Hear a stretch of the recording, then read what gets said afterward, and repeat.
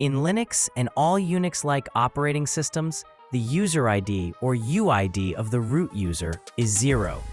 In the lines of the password file, the third field holds the user ID, and as you can see, it is 0 for root. Now, to find the largest user ID currently in the passwd file, I extract the third field with awk command, then sort the output in descending order using sort-r, and finally grab the first line, which is the highest UID, with head command.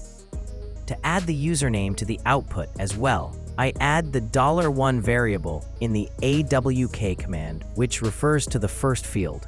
As you can see, the output changes and shows the number 33 as the largest current user ID in the password file.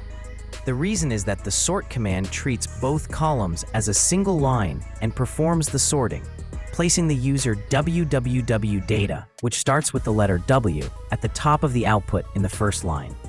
To solve this problem, you should use the -k option with the value 2, so that the sort command precisely sorts based on the second column, which is separated from the username by a single space in the output. The output shows that the user named Nobody has the largest UID. If you want to display output only for users who can log into the system, those with a valid shell such as bash or zsh, you can use grep to filter lines ending in sh, and then pipe the result to awk command. In Linux, the file login.defs contains two variables named UID min and UID max, which respectively store the smallest and largest user ID numbers that can be assigned to newly created users.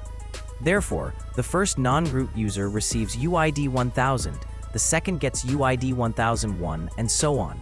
Similarly, two variables named GID min and GID max exist for group IDs. I hope you found this video helpful, and I'd really appreciate it if you subscribe to the channel.